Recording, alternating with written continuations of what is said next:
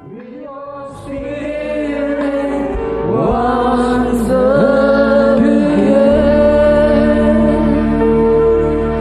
penuhi setiap kami dengan roh-Mu sendiri Tuhan. Hamba berdoa bahwa setiap hati kami terus ditarik kepadamu. Ingatkan kami dan buat kami mengerti bahwa yang di dunia ini hanya sementara, dan Engkau sedang menyiapkan kami untuk hal yang kekal.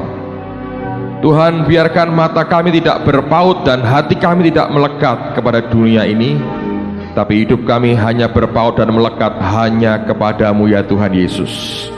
Terima kasih Bapa, berikan kepada anak-anak-Mu roh hikmat, wahyu dan pengertian, karena hanya itu yang membuat kami bisa mengerti akan semua perkataan Tuhan. Oh, sungguh tolong setiap kami, berikan kemerdekaan yang daripadamu pada petang hari ini atas setiap kami, dan kembali lekatkan hati kami makin indah bersama dengan Engkau. Kemuliaan bagi Yesus Tuhan kami, di dalam nama Tuhan Yesus, dan yang percaya berkata amen. Berikan salam 3-4 orang, katakan begini. Berikan salam 3-4 orang, katakan begini, ini sore akan mengubah hidup kita karena Tuhan di tengah-tengah kita. Amen. Silakan duduk saudara. Alright, Kisah Para Rasul pasal yang ke-9. Saya mau bacakan ini, ayat yang pertama sampai dengan ayat yang ke-5. Dan mari kita lihat apa yang Tuhan ingin sampaikan buat kita sekalian. Saya berdoa akan mengubah cara pikir, pola pandang, pola hidup kita sesuai dengan yang Tuhan mau. Kisah Rasul 9 mulai ayat yang pertama sampai dengan ayat yang ke-5. Alkitab berkata demikian. Sementara itu berkobar-kobar hati Saulus untuk mengancam dan membunuh murid-murid Tuhan. Ia menghadap imam besar dan meminta surat kuasa daripadanya untuk dibawa kepada majelis-majelis Yahudi di Damsyik, supaya jika ia menemukan laki-laki atau perempuan yang mengikuti jalan Tuhan, ia menangkap mereka dan membawa mereka ke Yerusalem. Dalam perjalanannya ke Damsyik, ketika ia sudah dekat kota itu, tiba-tiba cahaya memancar dari langit mengelilingi dia. Ia rebah ke tanah dan kedengaranlah olehnya suatu suara yang berkata kepadanya, Saulus, Saulus, mengapakah engkau menganiaya aku? Jawab Saulus, siapakah engkau Tuhan? Katanya, akulah Yesus yang kau aniaya itu. Saya mau bicara hati ke hati dengan saudara. Base dasarnya dari apa yang kita baca pada sore ini. Saulus atau yang kemudian dikenal dengan Paulus sebetulnya bukan manusia biasa seperti kebanyakan orang. Dia orang yang sebelum bertobat pun inteleknya luar biasa dan tekadnya besar. Orang ini berkata dia dididik oleh seorang guru besar agama Yahudi pada zaman itu yang bernama Gamaliel. Dan bukan hanya itu, dia ikut mazhab Yahudi atau sekte Yahudi yang paling keras. Sedemikian keras akan fanatismenya dengan agamanya, sampai orang ini rela membunuh orang lain demi apa yang dia pikir sebagai kebenaran. Ada banyak orang yang berpikir seperti Paulus hari ini, mencoba membela Tuhan dengan berbagai cara. Saya beritahu saudara, Tuhan kita tidak perlu dibela, Tuhan yang akan membela kita. Amen. Bagaimana mungkin kita bisa membela Tuhan dengan kemanusiaan kita? No way, nggak bisa. Nah, dia tahu banyak tentang Tuhan, sehingga ketika ada orang bernama Yesus mengaku dirinya Tuhan, dan begitu banyak orang ikut dia begitu marah, sehingga dia tega memenjarakan, menyiksa. Bahkan ketika Stefanus dirajam dengan batu, dia ikut hadir menyaksikan itu dan dia menyetujui. Luar biasa. Karena keyakinan keagamawian bisa membuat orang begitu kejam sampai kehilangan hakikat dari agama itu sendiri. Dan itu dialami oleh orang yang bernama Paulus. Nah, dia berpikir dia tahu tentang Tuhan, dia punya pengetahuan begitu banyak. Satu hari dia menjalankan sepertinya tugas Tuhan, membela akan Tuhannya. Dan di tengah jalan Alkitab berkata, ada cahaya dari langit menghantam dia, dia rebah ke tanah. Dan Tuhan yang dia bela, Tuhan yang dia pelajari bertahun-tahun, Tuhan yang dia tidak rela ada orang lain mengakui dia Tuhan, padahal betul Tuhan. Tuhan yang dia pikir dia bela, datang dan berkata, Saulus, Saulus, mengapa engkau menganiaya aku? Saya yakin di hati yang paling dalam dia tahu ini bukan manusia, sesuatu yang divine, yang ilahi, yang bukan orang. Tidak mungkin orang bisa bersikap, berbuat, berkata seperti itu. Dan dia tahu ini Tuhan. Yang membuat dia confused adalah Tuhan yang dia pikir, dia bela, berkata, mengapa engkau menganiaya aku? Sehingga muncul pertanyaan yang hari itu mengubah hidupnya. Who are you, Lord? Siapa engkau Tuhan? Kerinduan untuk mengenal Tuhan secara pribadi sebetulnya Tuhan sudah tanam dalam hidup setiap manusia. Sekalipun dia belum bertobat, sekalipun dia masih rusak hidupnya, sebetulnya Allah tanamkan dalam pribadi orang. Alkitab berkata, Tuhan memberikan kekekalan dalam hati manusia, tapi manusia tidak mengetahuinya. Anda ngerti itu? 20 tahun lalu terkenal sebuah cerita berjudul The Lord and the Switchblade, Tuhan dan Belati. Ada seorang hamba Tuhan bernama David Wilkerson, sampai sekarang masih hidup dan tinggal di New York. Dia masuk, dia membuat kebaktian di tengah-tengah orang-orang geng di New York. Dan waktu itu ada orang-orang dari Amerika Latin, dari Puerto Rico, dari orang-orang Hispanik pokoknya. Dan heran sekali, orang-orang pembunuh yang begitu brutal diajak kebaktian, mau. Lucu ya. Tindakannya sebetulnya adalah hal-hal yang dia tahu melukai Tuhannya, tapi dibawa kebaktian, mau. Dan ini orang punya anugerah luar biasa. Kita perlu minta anugerah seperti ini, sehingga one day kalau Tuhan kirim atau sudah dikirim hari ini orang-orang yang hidupnya memang kacau di luar, tapi selalu kebaktian. You know why? Di dalam hatinya dia tahu dia butuh Tuhan, otaknya belum nyampe, saudara. Masih so late behind, terlambat di belakang, tapi di dalamnya sebetulnya ada tarikan untuk kembali ke Tuhan. Dan bukan sekedar kembali untuk beragama, tapi datang untuk kenal akan Tuhan secara pribadi. Dan saya perhatikan tahun ini, saya percaya ini the year of breakthrough. Tapi breakthrough itu hanya terjadi kalau Anda memulainya dengan Tuhan. Kemarin saya katakan minggu lalu bahwa Allah itu begitu baik sehingga tidak mungkin dia menghasilkan produk yang jahat. Kalau setan hanya jahat sehingga tidak mungkin menghasilkan produk yang baik. Kalau manusia bisa dua-duanya. Kelihatannya baik, ternyata jahat. Kelihatannya jahat, ternyata sangat jahat. Itu manusia. Siapa yang ingin kenal Tuhan secara pribadi lebih lagi? Nah, Anda perlu dengar story ini. Saya ngomong jujur dengan saudara, dalam 1 minggu ini gelisah hati saya. Ada pergulatan di batin saya. Waduh, sepertinya mau kerja apapun jadi I don't know, somehow ada yang kayak nahan gitu, sehingga saya bergumul betul. Saya bergumul. Anda tahu kenapa? Ada 2 hal yang terjadi yang saya lihat dalam 1 minggu ini, dan dua-duanya begitu kontras sehingga seperti saya berkata, mengapa tidak banyak orang yang mau kenal Tuhan dan ngerti hatinya Tuhan? Saya ketemu dengan sisi yang lain, saudara ya. Orang-orang telepon di kota lain juga memberitahu datang ke saya, konseling akan hidupnya. Saya ngerti buat setiap orang, kalau dia berkata, ini problem saya, maka bagi orang itu, itulah problem terberat di seluruh dunia. Kalau orang punya kepentingan, dia akan berkata, kepentinganku ini terbesar di dunia. Orang bisa begitu nasty, bisa begitu jahat perilakunya, tanpa peduli sebetulnya apa yang akan dia buat, tapi dia berkata, aku harus mencapai yang aku mau. Itu manusia. Sehingga banyak hal sebetulnya dengan mudah, dengan begitu easy diselesaikan dengan cara Allah, tetapi pada kenyataannya jadi rumit, karena ego manusia campurnya luar biasa. Sisi lain ini yang terjadi. Ada teman baik saya, kami sudah kenal kurang lebih 15 tahun. Datang, saya nggak nyebut nama, nggak nyebut kota ya, supaya Anda mengerti. Dia datang dan suami istri, wajahnya sudah haut-hautan. Nah, saya cerita apa yang dia alami. Akhir tahun lalu, si laki-laki ini kena virus di tubuhnya, virus. Saya nggak nyebut virusnya apa.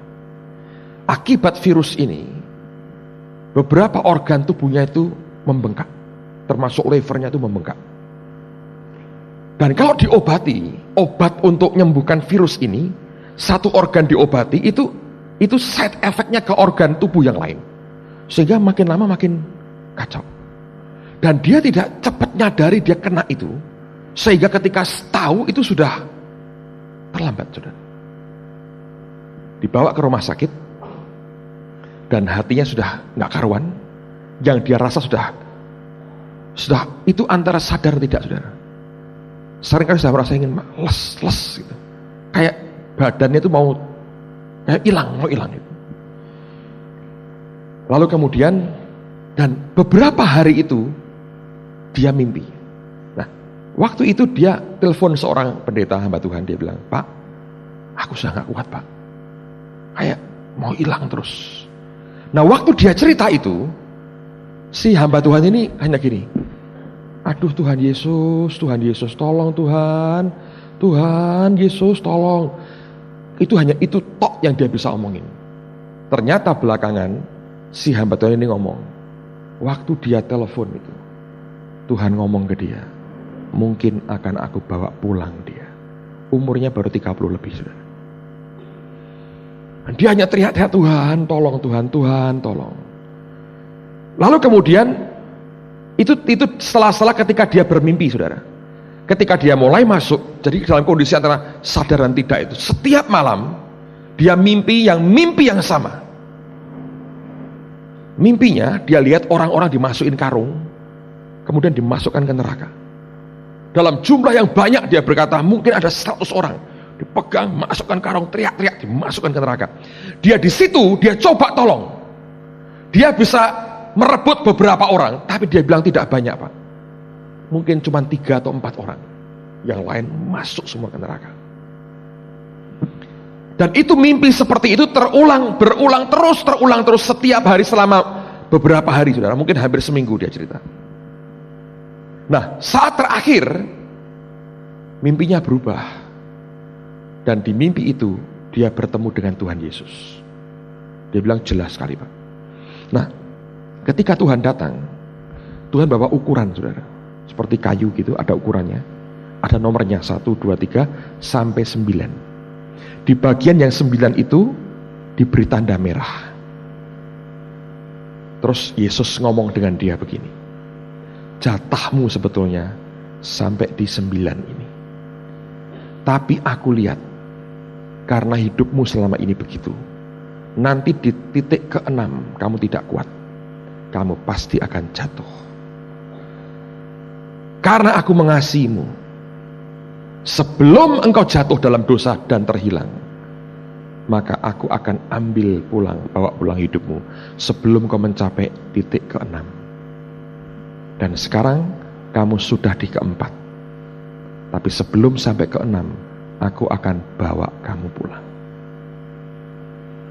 Coba Anda renungin, itu baik atau jahat? Baik atau jahat? Itu kasih atau kebencian Tuhan? Kasih. Daripada diteruskan jatuh, terhilang, masuk neraka, dia bilang, kamu gak kuat ini sampai selesai, aku bawa pulang. Nah, perhatikan, pada waktu dia lihat itu, dia kaget. Terus Tuhan Yesus ngomong begini, tanggal sekian nanti hambaku ini akan datang mendoakan kamu. Tanggal sekian kamu selesai di rumah sakit, kamu akan diizinkan pulang. Terus dia bilang, tapi kalau tetap engkau tidak mengerti apa yang aku ingini, tanggal 31 Januari itu hari terakhir kamu hidup, dan kemudian aku akan bawa kamu pulang. Dia bangun dari tidurnya. Dia ingat betul itu mimpi. Dia tidak ngomong satu orang pun. Dia tunggu. Persis tanggal yang Tuhan ngomong, ada pendeta akan mendoakan dia. Ditunggu, saudara. Dan sampai jam besok sore itu selesai, tidak datang hamba Tuhannya. Lega nggak hatinya? Hah? Kalau Anda gitu lega nggak kira-kira? Lega nggak? Nggak berani jawab tuh. Kalau bilang lega takut mati, kalau bilang nggak lega ternyata aku lega. Susah orang Kristen ini. Ya lega. Nggak datang. Berarti itu mimpi bukan dari Tuhan. Aku hanya ngigau karena panas tinggi atau karena virus. Tapi dia bilang, aneh Pak, 8:30 malam datang orangnya. Dia lihat itu pendeta hamba Tuhan, antara senang dan tegang, saudara. Senang didoakan, tegang karena omongan Tuhan satu jadi. Tetap dia tidak ngomong ke pendeta itu. Doakan selesai, tinggal pulang. Dia berkata, aku mau coba nanti yang kedua. Apa betul tanggal sekian ini aku keluar rumah sakit? Itu masih kira-kira ada 5 hari setelah itu, saudara. Tapi kan banyak orang datang, banyak hal gitu, terus jadi lupa. Sehari sebelum dia disuruh pulang, dokter berkata gini, besok kamu boleh pulang, berobat jalan. Oh terima kasih dok, senangnya dia. Besoknya keluar, begitu dijemput keluar rumah sakit, dia lihat kalender, kaget saudara. Persis tanggal yang dalam mimpi Yesus bilang, tanggal sekian kamu keluar dari rumah sakit. Jadi 3 hal dia omong, 2 sudah 100% tepat. Yang terakhir sama-sama belum tahu karena masih 3 minggu lagi, saudara. 3 minggu. Terus ini berdua datang ke saya, suami istri. Pak, aku suruh bagaimana Pak? Istrinya tuh tegang, biasanya cengengesan. Hari itu cengengesan hilang, saudara. Oh ya, tegang. Saya bilang ini, kok tegang? Enggak Pak, aku memperhatikan Bapak. Luru ngomong apa-apa, aku perhatikan, ketegang. Wong Kristen itu enggak mau ngaku. Matamu bengkak nangis terus. Lho ya rak nangis piye Pak, wong bojone meh mati. Yo ya aku ya ngerti, wis meneng wae aku. Aja tegang, malah ora mudeng apa-apa. Cerita. Tiap kali saya doain nangis. Siapa yang mau ngalami gitu? Ayo. Tak sembahyang lagi, naik cepat. Supaya naik tingkat maksudnya, bukan cepat mati. Enggak. Dunia masih membutuhkan saudara, itu kabar baiknya, ya toh. Tanpa Anda hidup kurang lengkap, saudara.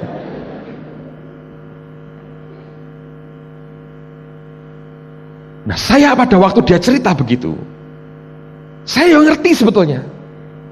Aku bilang, itu yang Tuhan mau tuh begini. Tapi saya bisa ngomong, saudara.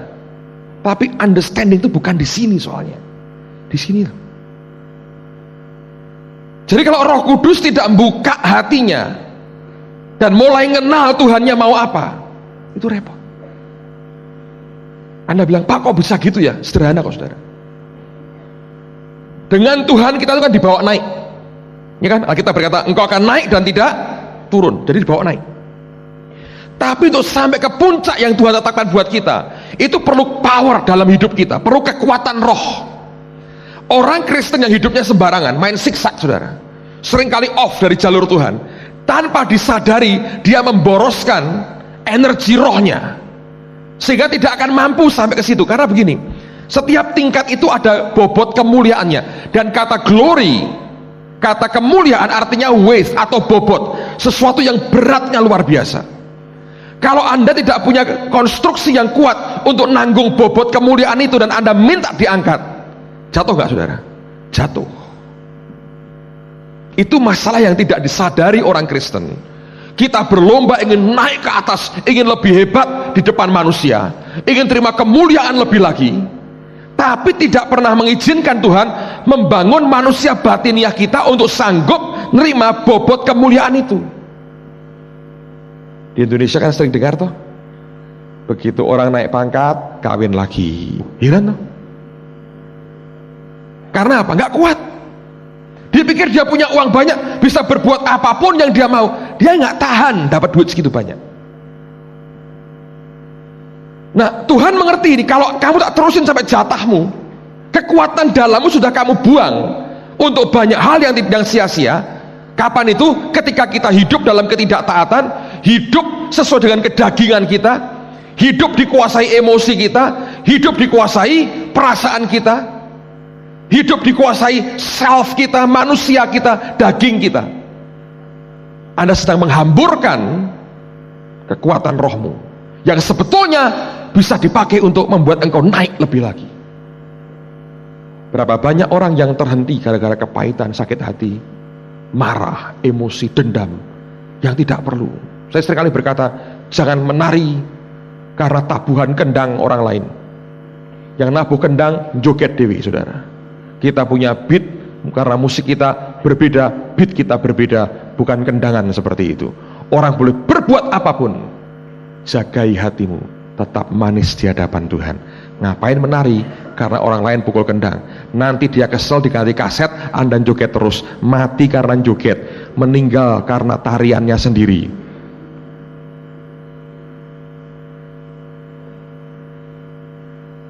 Nah, waktu saya mendoakan dia, jujur saya bilang pada saudara, emosi manusia saya, perasaan manusia saya ikut keluar. Kenapa?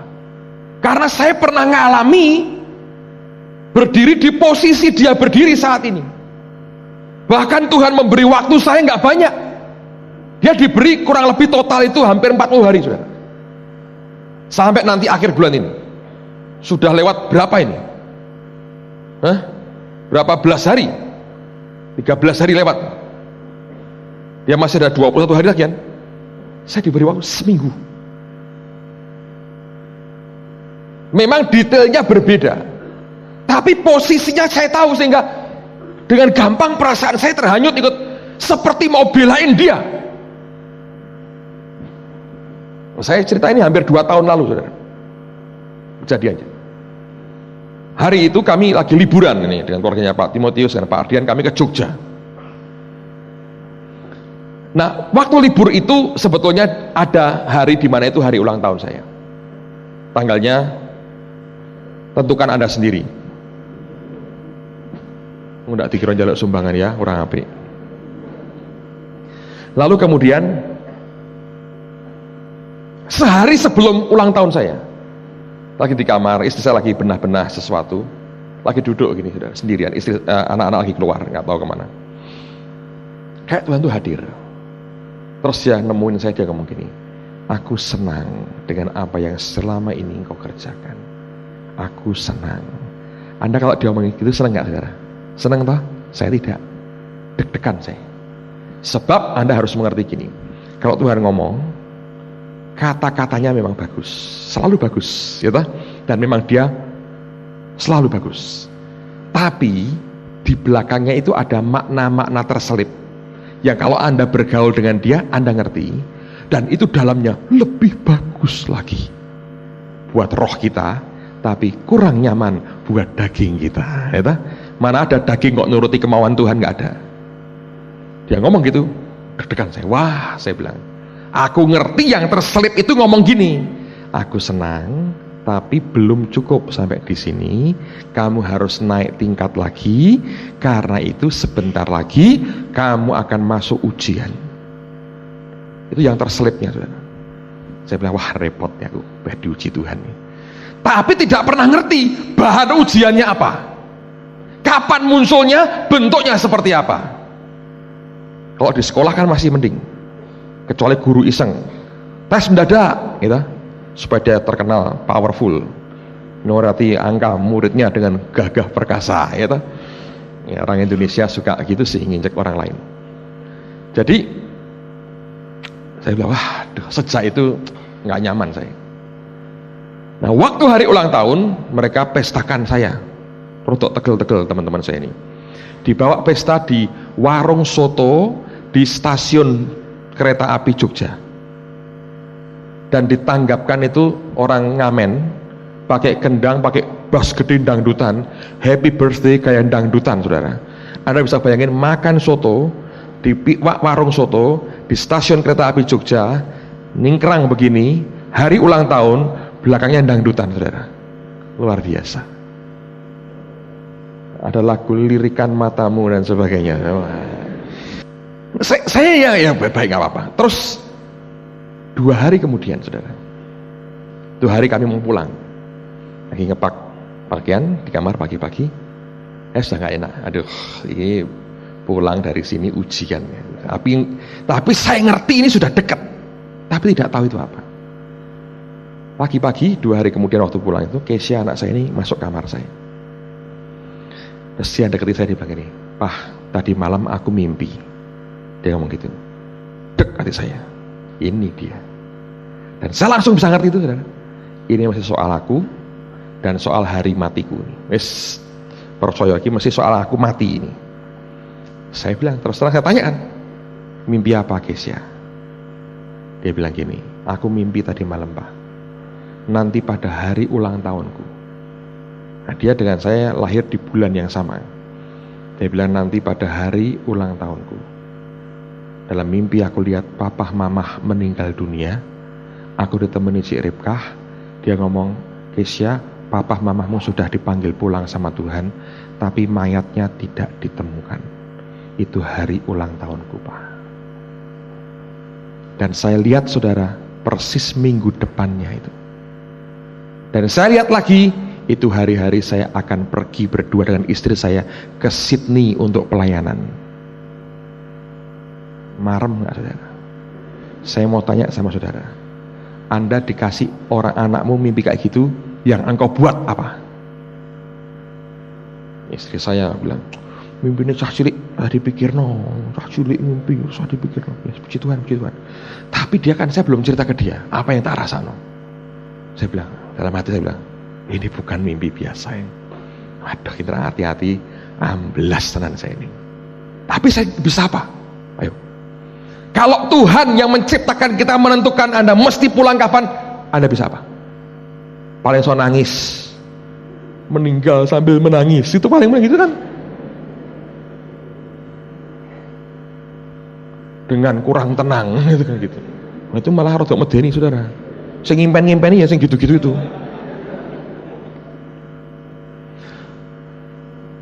Terus saya sembahyang, saya diam, saya ngadep Tuhan, sebenarnya Roh Kudus, piye? Apa sudah waktunya aku ini mati?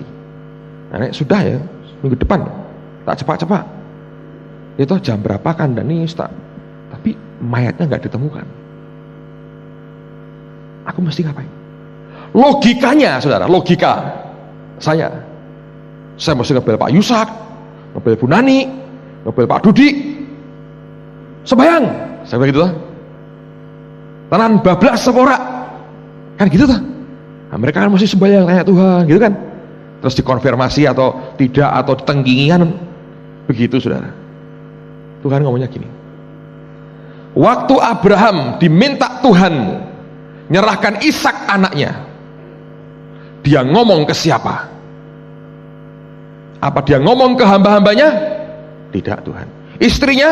Tidak. Dia ngomong siapa? Saya bilang, tidak ngomong siapa-siapa. Kamu juga jangan ngomong siapa-siapa. Loh, mati diam-diam. Gitu. Harusnya kan meninggalkan surat wasiat. Atau gereja tak titip, no, Pak Silas tolong gembalakan, Pak.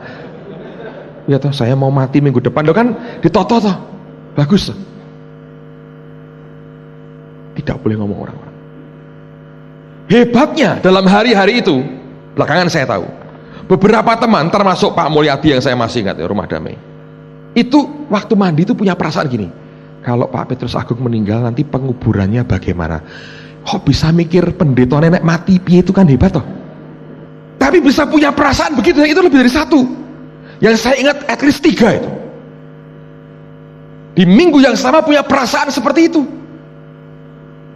Nah, kalau kejadian kan semua berkata gini, pas, loh ya toh.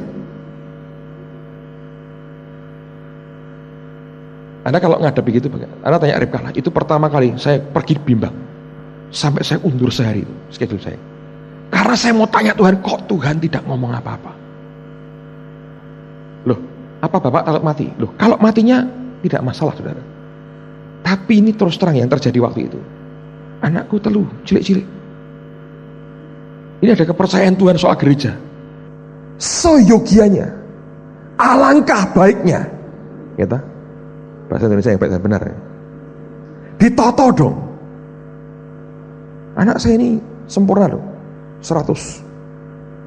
Kurus, bulat-bulat, 100. Sempurna.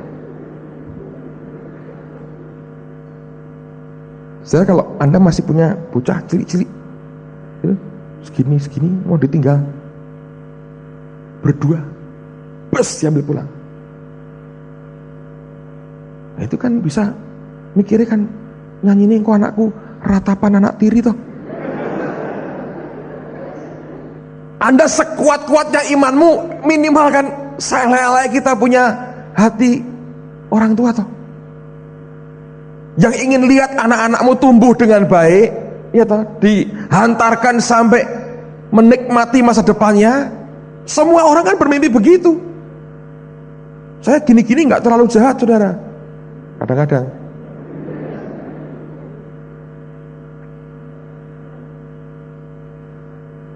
Jadi kalau Anda ngalami gitu, apa yang harus Anda buat?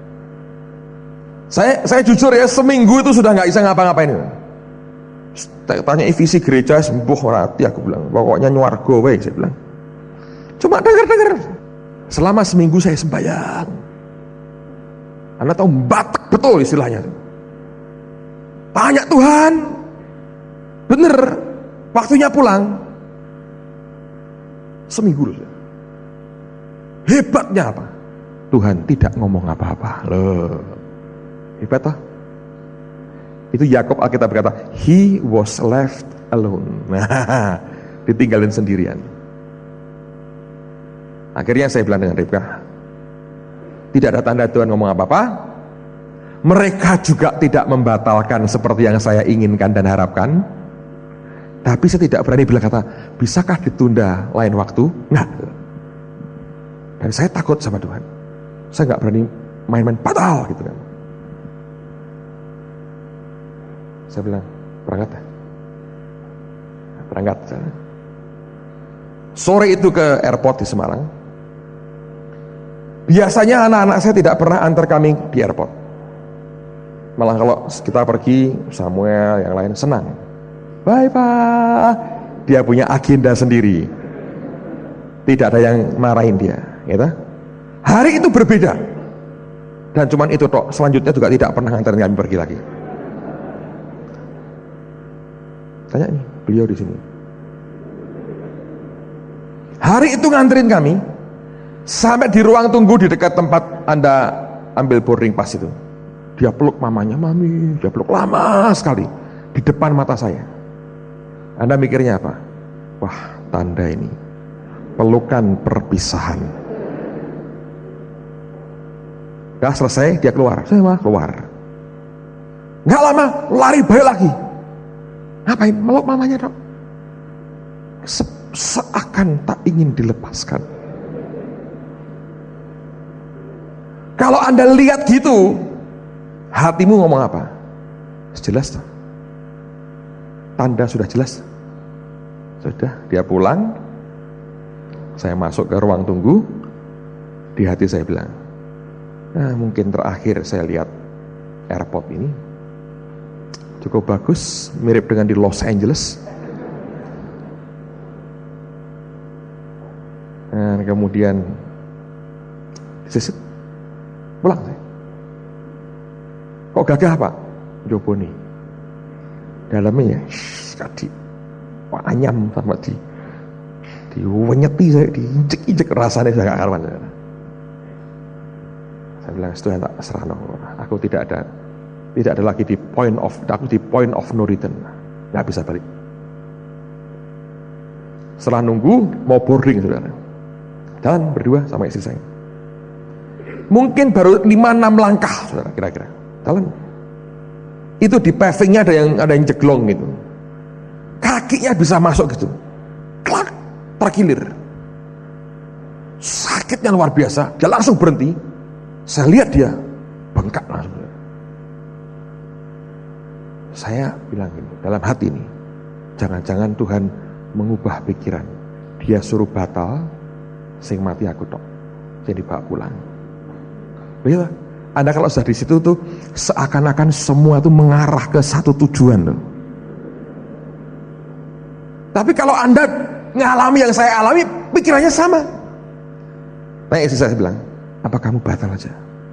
Kamu pulang. Aku pergi sendiri gak apa-apa. Cuma saya tidak ngomong dia. Nek mati ben aku aja, kamu gak usah. Saya pikir dia ngurusi anak-anak, saya tak menikmati surga itu, bablas selesai. Dia hebat. Oh tidak, tetap kita main. Jangan takut. Oke. Saya minta dia batal, nggak mau tuh. Saya nggak mungkin paksa dia tuh terbang ke Jakarta. Sampai di Jakarta sudah tidak bisa jalan. Saya harus minta pinjam kursi roda. Didorong dengan kursi roda. Bengkak gede sekali. Ini mau pelayanan atau mau ke KKR-nya Benihin, saya bingung saudara. Saya keluar bawa kursi roda. Dan waktu itu istri saya berbobot sekali kan.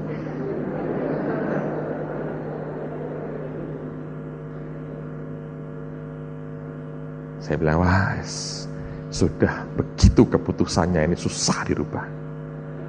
Terus berangkat, terbang.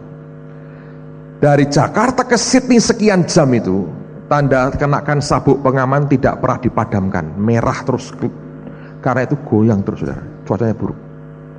Saya menggunakan jasa penerbangan mungkin sudah 20 tahun, belum pernah saya ngalami yang seburuk itu. Dan terutama 1 jam sebelum sampai Sydney, itu pesawat di atas saya dibanting-banting saudara, ngerinya luar biasa. Nah, pernah saya di pesawat muntah, di hari itu saya pengen muntah. Sembayang tok, saya bilang, wah ini benar. Tak lihat di peta itu, waktu jalan di petanya ada di gurun sebelum ke Sydney. Ini bener ya, karena sampai turunnya kebablasan, blek ambiar gitu di gurun. That's it, mimpinya jadi kenyataan. Saya tanya istri saya, kita ngapain roh ya? Segini, wah Gesia ulang tahun hari ini.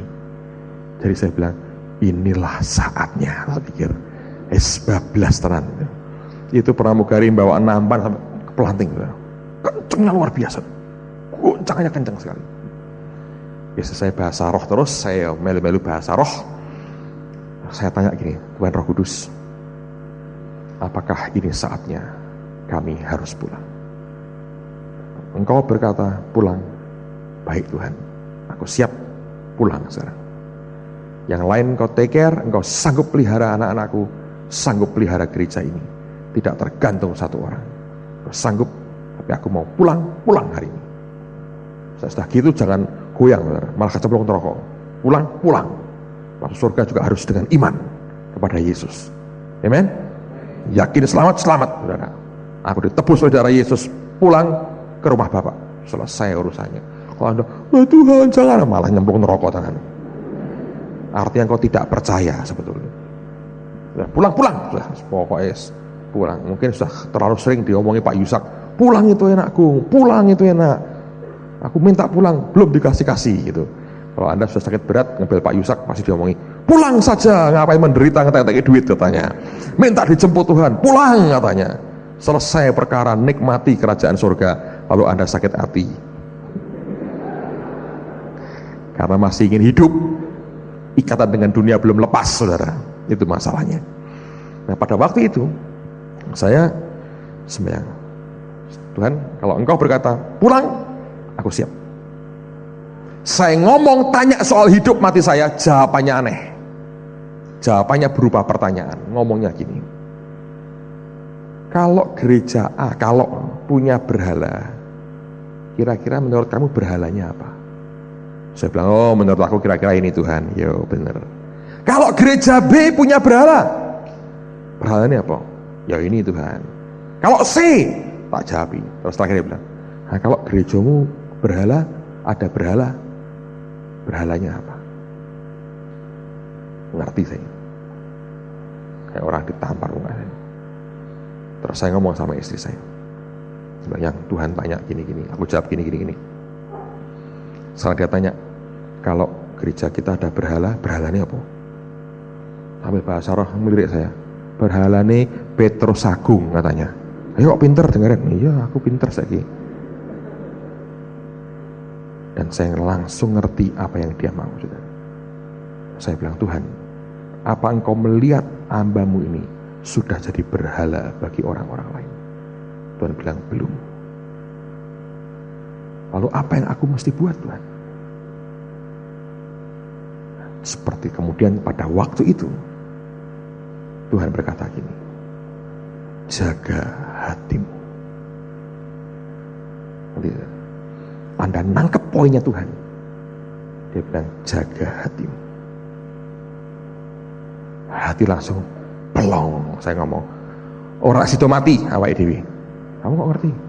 Nah, dia ngomong jaga hati. Nah, dia bilang siapkan hati, mati tenan awake dhewe. Selonggas. Meledak di pesawat. Geret orang agak-agak rame-rame. Bles. Lalu dia berkata jaga hati.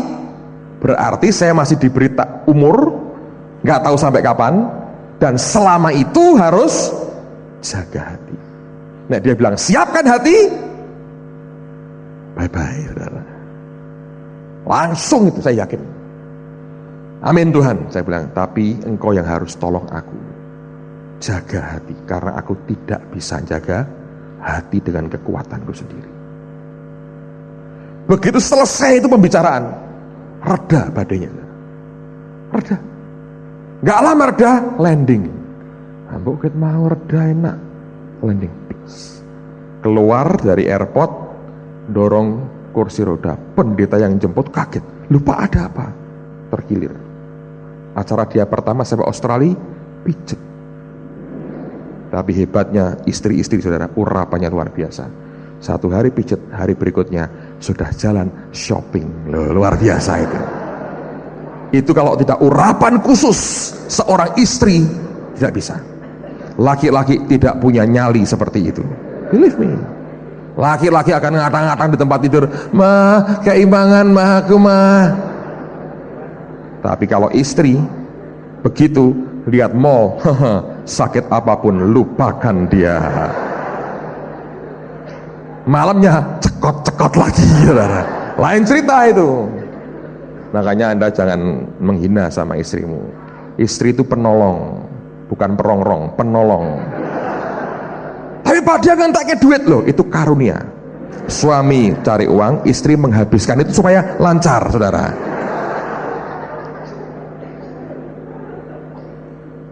Nah, itu memang gitu. Anak saya itu masih belum tahu beristri. Pergi sama mamanya, Pak tujuan kita itu ngapain? Kok muter-muter? Kowe siap di bojo nang, aku bilang. Kalau kamu bisa melanglang buana tanpa arah dan tujuan, saudara. Nah, siap kamu punya istri. Nah, orang padu tok tukaran. Memang karunia berbeda-beda. Tapi kalau Anda punya roh pengertian, Anda bisa memahami. Nah, saya pernah hantarin istri saya sama istrinya Pak Timotius di Singapura itu. Sampai semper kaki saya. Ikuti terus. Aku menyalipkan dagingku, tak ikuti. Dari kira-kira jam 12 terus sampai 11 malam baru pulang. Wah itu banyak cerita lucu. Saya turun sampai di Sydney, selesai urusannya, saya pelayanan selesai. Sampai di Jakarta, dia pulang Semarang sendirian. Saya ke Bandung naik taksi. Karena ada seminar di Bandung. Paginya saya ke Pak Yusuf, Om aku main rumahmu. Kau nanti di Bandung, saya bilang. Aku mau cerita penting, saya bilang. Yoh, katanya. Duduk cerita, dia dengerin biar sembahyang. Saya bilang gini, wah aku untung, dia bilang. Karena aku baru diomongin Tuhan. Kalau dia sombong, mengabaikan pesanku lewat anaknya, sungguh-sungguh aku akan bawa mereka berdua pulang. Tapi karena dia mau rendah hati, dengar perkataanku sekalipun aku pakai hanya anaknya, dia bisa meneruskan lagi. Itu untung itu. Karena bu anggap bar tenan gue. Dan Tuhan berkata, Kalau dia tidak bisa melewati ujian itu, dia tetap sombong. Dia tidak akan sanggup terima kemuliaan yang lebih lagi. Pasti nanti jatuh dan terhilang. Ketiga. Dan ini saat terbaik. Seperti bunga sedang mulai mekar, aku petik jadi bagus. Matinya tidak ada skandal apapun dalam hidupnya. Bersih, sempurna, pulang. Toh aku sediakan surga buat dia. Tapi tidak bisa menggenapi sampai garis akhir. Siapa mau ngalami kayak begitu? Saya berdoa Anda tidak ada yang ngalami, saudara. Kalau saya beritahu, saudara, sengsara nih yang hati itu luar biasa. Jadi teman saya ngalami gitu, wajar nggak? Emosi saya keluar. Seperti saya mau doakan, saya mau bela dia di depan Tuhan. Itu muncul aja. Seperti ada perasaan sepenanggungan, sependeritaan, dan senasib. Mau saya bela, sembahyang gitu ya. Tuhan hadir. Dia ngomong gini, jangan berdiri di tengah antara aku dengan dia. Nyingkir. Itu urusanku dengan dia. Waduh, tak berani. Saya bilang, wes sembuh, aku berarti kamu. Pokoknya kamu gembar-gembar biar Roh Kudus ya. Jaluk tolong, pokoknya. Cuma dia yang bisa menjelaskan ke kamu yang dia inginkan apa. Sebab pesannya gini, kalau kamu ngerti yang aku mau, kamu bisa lewati. Kalau tidak, aku ambil. Supaya kamu tidak jatuh dan terhilang. Peristiwa itu memberikan pelajaran, saudara, buat hidup saya. Bahwa yang di dunia ini cuma apa? Sementara. Fokuskan arah hidupmu bukan ke yang di dunia ini sebetulnya. Karena apapun namanya, di dunia ini cuma sementara. Hidup kita harus terarah pada pengenalan akan Tuhan Yesus secara pribadi. Kalau itumu tidak ada, itu hilang dalam hidupmu. Anda hanya hidup untuk kepentingan dirimu sendiri. Semua pergumulan dalam hidup saudara itu, kalau engkau mau dengan cepat selesai, sebetulnya cepat selesai. Tapi kalau engkau ingin membuat cerita pendek itu jadi sinetron berseri, ya terus ikuti kemauan perasaan dan kemauan dagingmu. Sebetulnya cuma cerpen 2 menit habis dibaca. Anda bisa buat sinetron 2 tahun masih bersambung terus, kayak bukunya Koping Hu, saudara. Anda tahu kenapa? Yang membuat ruwet itu perasaan kita, ego kita. Kalau sakit hatinya dinikmati terus. Oh tidak Pak, bohong. Kenapa nggak Anda lepaskan? Saya masih begini. Ada orang benci, saya benci sama dia. Nah, saya mati. Iya saya tahu. Nah, nyusul, tidak mau saya. Ayo. Ada orang kecewa, ada orang dendam. Gitu. Anda mungkin dirugikan, mungkin Anda sedang dilukai atau pernah dilukai. Tapi itu kisahnya itu akan berlanjut terus atau hanya pendek sebentar, tergantung keputusanmu sebetulnya. Dari pihak Tuhan dia sudah ngomong ampuni, selesai. Nggak tahan Tuhan, minta anugerah. Tiap hari bayangkan wajah orang itu, berkati. Jangan terus diomongi jeleknya. Itu makin melukai hidupmu, saudara. Kalau mau dibuat singkat itu problem, singkat. Anda ngadepin apapun, kesombonganmu di depan, kesombongan itu mahalnya luar biasa. Ya toh? Sombong itu mahal.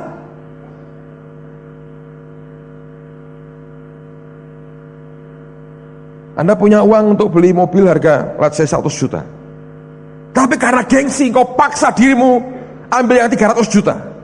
Anda tahu 200 juta itu mesti Anda bayar untuk apa? Kesombongan. Kesombongan itu jadi mahal. Jadi rumit, jadi ruwet, jadi panjang. Hanya karena kita memberikan harga terlalu tinggi buat harga diri kita yang tidak berharga sebetulnya. Hidup Anda dan saya itu mau simple. Suami istri ribut, Anda mau jadi kayak sinetron berkepanjangan 36 seri? Boleh. atau Anda selesaikan dalam 5 menit. Caranya apa? Masing-masing kalau orang ribut itu mesti punya salah. Anda mau simpan, nangis di bantalmu semalaman, boleh. Keindahan matamu pudar karena bengkak, saudara. Besok pesta malah ngisini-ngisini. Kacamata ireng begitu masuk pesta. Kalau Anda dewasa, selesaikan. Ribut, des, ngomong. Ojo disinetron ke. Itu istilah bagus. Jangan disinetronkan. Artinya apa? Selesaikan cara Kristen sekarang. Wow, gitu. Selesaikan cara Kristen. Ini sebenarnya istilah dipakai waktu kita makan bareng-bareng dan sisa masih banyak orang berkata, selesaikan cara Kristen. Apa itu? Sikat habis sampai habis, saudara. Persoalan hidupmu, selesaikan cara Kristen, saudara. Langsung selesai. Wah, tapi nggak bisa Pak Ati, saya kan diuntir-untir. Ayo untir-untir dia. Itu nggak diuntir, Anda keriting sebetulnya itu. Mau selesai cepat, ya gitu caranya. Cintamu ditolak kekasihmu, sederhana. Ya sudah, tak apa-apa. Tuhan beri aku yang lebih baik. Perasaan saya Pak, nyanyi no. Patah hatiku jadinya. Disinetron ke lagi, saudara. Selesaikan cara Kristen. Benar, selesaikan. Simple hidup itu. Kalau mau dibuat simple. Mau diperpanjang, sampai diruwet, ya ruwet. Pilihan di tangan kita. Tapi semakin ruwet itu semakin energi kita habis. Semakin tidak cepat lulus. Semakin tidak punya fondasi dan konstruksi yang kuat untuk nanggung bobot kemuliaan. Bagaimana Allah bisa berkati kalau ujungnya menambah kehancuran kita? Ya, dengan Tuhan, kalau Anda mau selesai cepat, selesaikan cara Kristen, sudah. Tidak usah basa-basi, muter-muter. Misalnya gini, dompet mau disita sama bank, atau Anda ngangsur di mana di dealer, nggak bisa bayar, mau disita. Sebetulnya engkau ini gengsi. Terus muter-muter.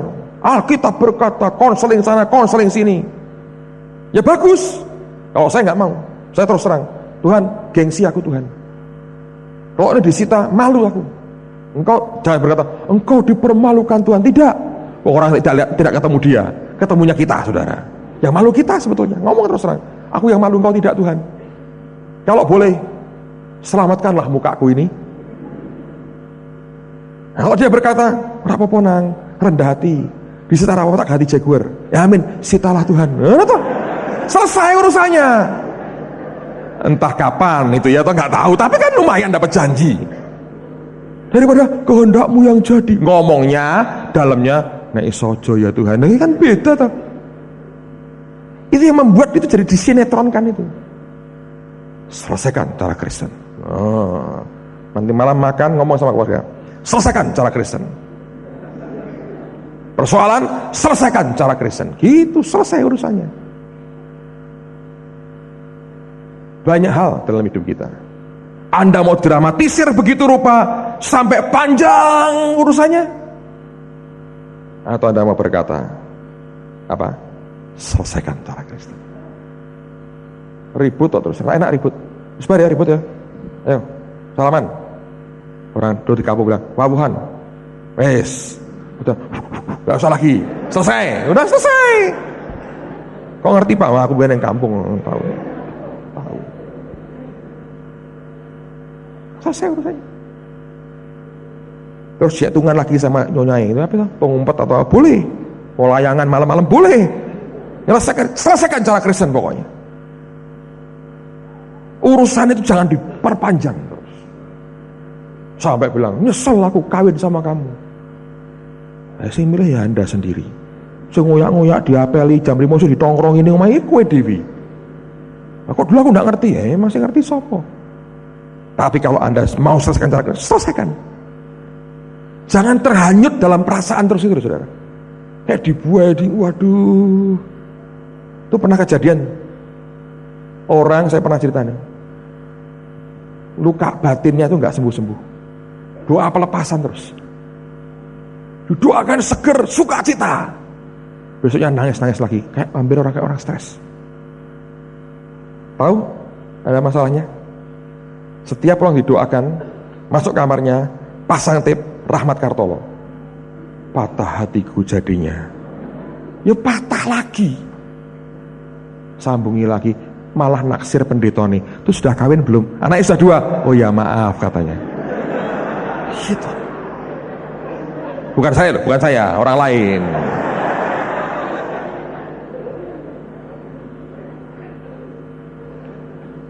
Ruwet, saudara Anda tahu? Karena kita yang buat ruwet sendiri. Enak loh. Kalau perasaan seperlunya, kalau mengasihi selama-lamanya, sakit hati seperlunya aja. Kowe kok nyelekit toh, loro hati lah aku. Loro hati ya Pak ya. Sorry, aku didoain, loro hati mbek kowe. Satu hari ngamuk, doa aku sih hilang. Tapi kita kan dasar ngerti aturan, biyen rak ndek popo tak angkat. Dadek ratu nang kene umpak-umpakan. Aku mangan babi ora entuk. Padahal supaya tidak kolesterol tinggi loh ya. Selesaikan cara Kristen. Maksudmu apa aku tidak boleh makan ini? Ben kowe ora mati nom. Aku ya ora gelem. Apik selesai toh. Jangan dibawa-bawa mangan babi, keringat-keringatku dewe. Malah gilani toh. Diperpanjang yang tidak perlu. Habisin energi saudara. Tidak disapa orang ketemu di jalan di lorong, tersinggung aku. Ngono rak ngeloroi, malah apik. Anda bebas belanja. Nek ngeloroi malah diutangi. Santai gitu loh. Jangan bertuhankan diri sendiri. Ya. Santai aja. Saudara tahu kenapa banyak orang setelah menjabat atau pernah kaya terus jatuh, tidak punya pangkat lagi, cepat mati? Tidak kuat nahan gengsinya. Dari dihormati orang sampai hilang kehormatannya, itu sudah mengurangi umurnya banyak. Orang bilang ada post power syndrome. Oh, dulu Anda pernah hebat sekali, sekarang sederhana. Ya sederhana toh. Tempe penyet masih enak saudara. Soto sak mangkok masih seger. Tempe goreng tetap luar biasa. Gitu. Kenapa ribut? Nasi kecap itu enak. Saya tak ajarin. Beli kol goreng, shing sebentar kasih kecap, makan sama nasi, dan saya selesai. Kembungnya hilang semua, les, segar. Yang susah tuh apa? Oh, biar aku makan steak di Loris. Pak Ardian itu naik 3 kilo saya bawa ke Jakarta, saudara. Ambien ya sambien. Sudah, hadapi hari ini. Dipikir enteng semua. Karena yang mahal apa? Gengsi. Dan itu makin kita berbelit-belit, makin Anda tidak mencapai target. Dan Tuhan kita suka bawa ukuran dan timbangan. Kayak Belsasar.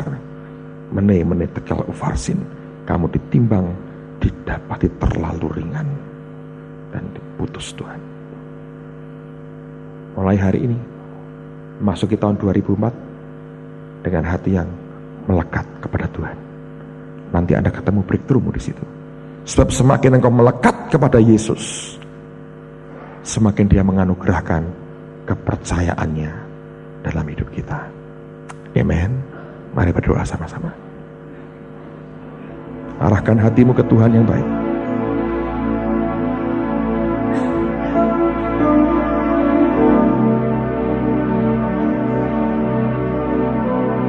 Mari berdiri sama-sama saudara.